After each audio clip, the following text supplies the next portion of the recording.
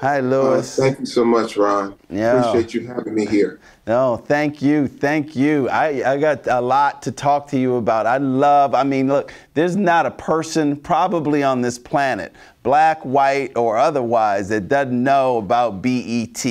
BET is just the driver of culture, you know, and it's the name is always, it's either Deborah Lee, Bob Johnson first, of course, but you were the quiet force. I mean, Bob Johnson always, when he talks about his success, you know, right there, he talks about Louis Carr.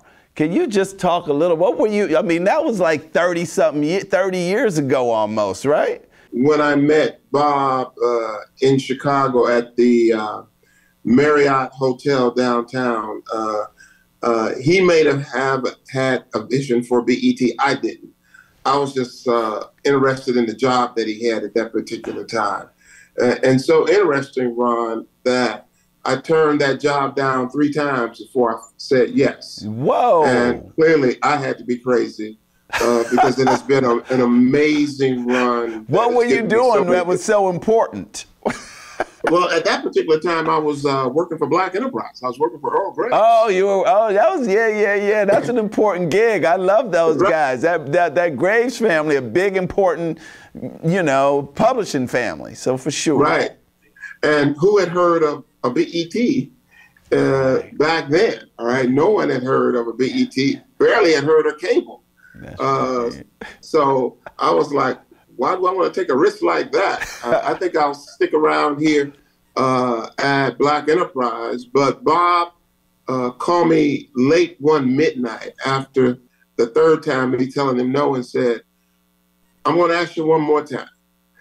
And he said, I'm going to be successful with or without you, but I would rather be successful with you because I think you can bring great value to the vision that I am trying to achieve. And he said, I'll ask you this, make the best decision for Louis and Louis's family. And then no one had ever told me that. They had just told me about how I could help them. No one had ever asked me to make a decision just about me and my family.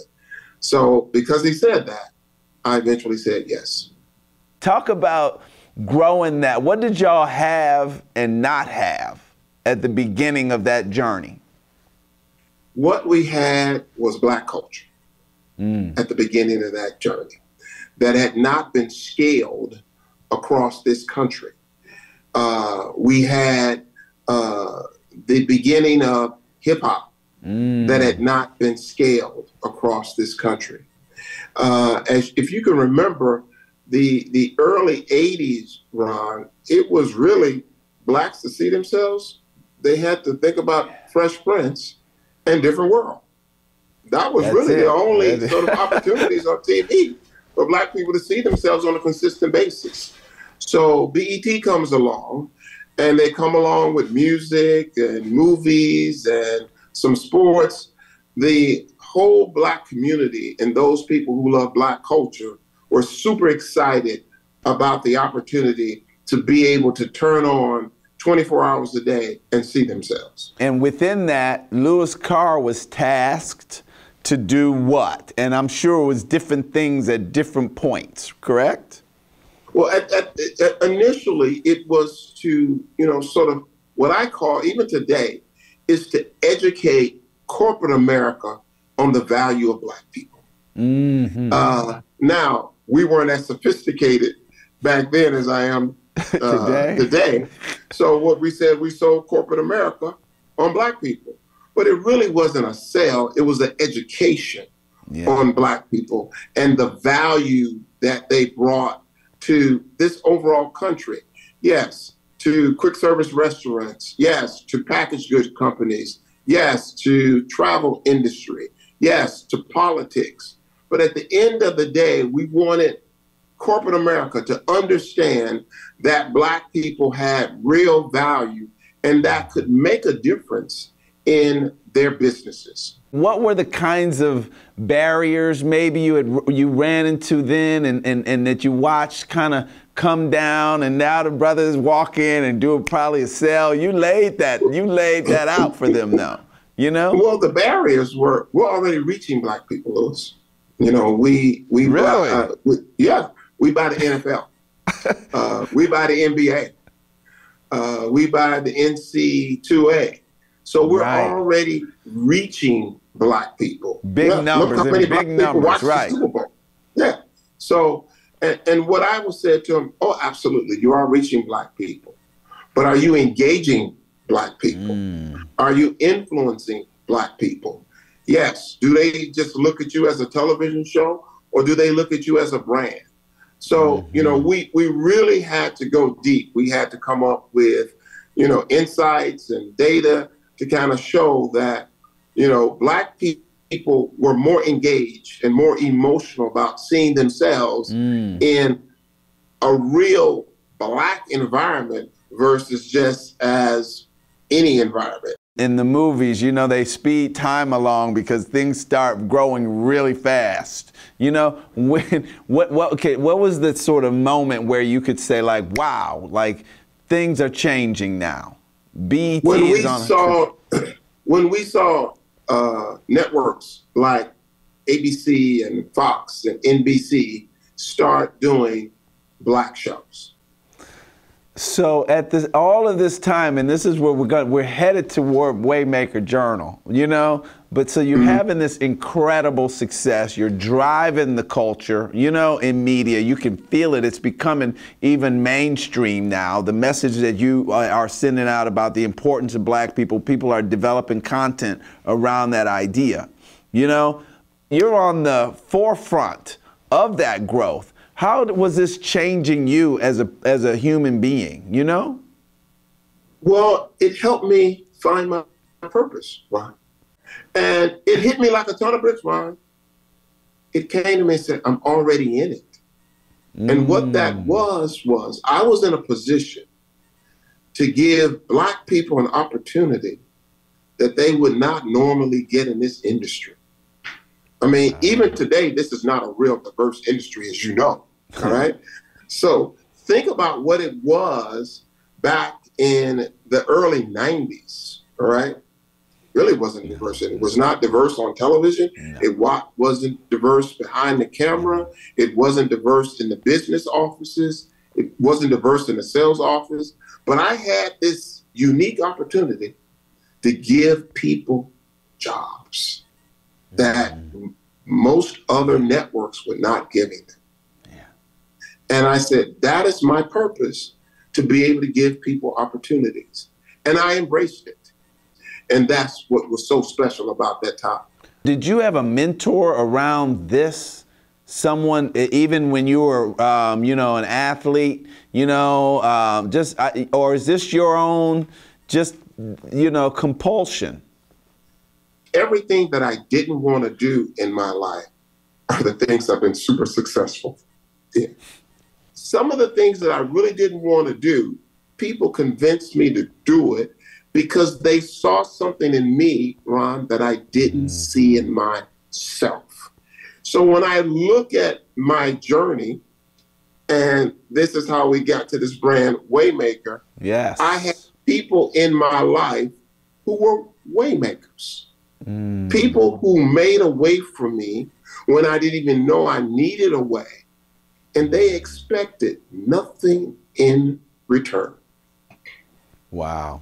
Wow. I see. So the Waymaker is just an expression of gratitude that is converted into information for other people to like an on-ramp for them to grow. Ron, most people don't have professional headshots. Most people will never take a professional photograph in their life, all right? Especially now in the age of the iPhone. You know, most people just won't do that. Right. But what we realized over years, whether you are in entertainment or whether you are in school or whether you are in business, people don't take the time and don't know the importance of having a great professional headshot. So we wanted young men and men not so young to have this opportunity to say, hey, I got a professional headshot. And Ron, I don't know if you can see it. You can see people, once they do it, how proud they are of themselves, how good they feel about themselves. You know, it's sort of like, you know, dressing up. You know, when you put on a tuxedo, as they said, there's no bad looking guy in a tuxedo. You know? No, that's just like there's no bad looking bride, you know, walking down the aisle. Every bride is beautiful.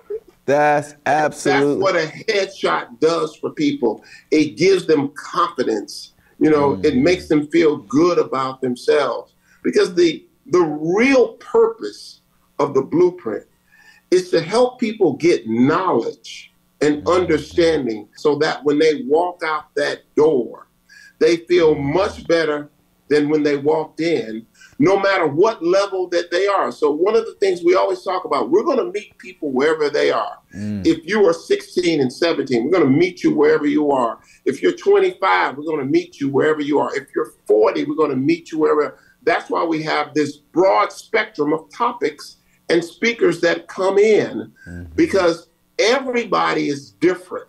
Everybody's blueprint is different. When I heard we had an opportunity, Detour, to meet with you and connect with you and build any kind of partnership, I just was like forward leaning right off the bat, simply because I view travel as inspirational, you know, and transformational.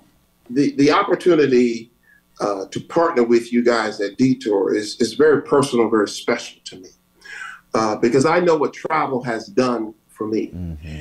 In the words of one of my clients, P&G, it widens the screen. Right? Yes. It gets you to look at life differently. It gets you to look at people differently. It gets you to look at different cultures differently. The first time I went to Paris, I was, number one, in awe of the city. As you know, it's one of the most beautiful cities in the world. I was in awe of the people. I was in awe of the culture. And then I had this emotion, and I was mad at myself. That I had deprived myself for so long of so much information and knowledge. You know, it's sort of like, wow. Just to have conversations with people from different parts of the world and to understand how they think and their culture, I was just like, how could I have just been so deprived and so deficient? So I understand the importance of travel, and I understand the importance of doing it as early as you possibly can, because that feeds your appetite for the rest of your life and the things that you want to do or may not want to do.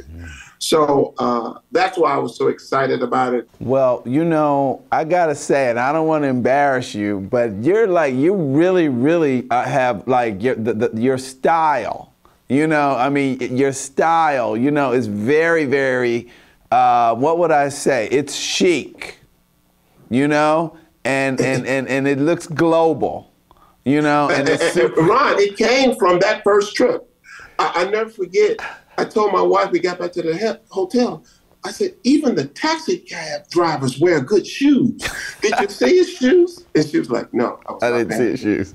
No, I was not. But Ron, I mean, you know, a taxi cab driver pick you up and he's got on a suit. You're going like, where you going? All right? That is so true. That's it. I mean, and they're able to speak multiple languages. And, you know, they're asking you, you know, are you American? Are you from Jamaica? You know, and they're going through all of their Rolodex of languages. And you're going like, wow, man, I got to up my game. This is not good. Well, you know, you're a gem. You know, and I actually feel like I should have known what you were doing a long time ago. So things happen when they're supposed to happen, you know. And I thank you for coming on the show today, and I look forward to our partnership. And so thank you, Lewis, for coming on today. I appreciate it, Ron, and I look forward to the partnership and you guys helping us change the world.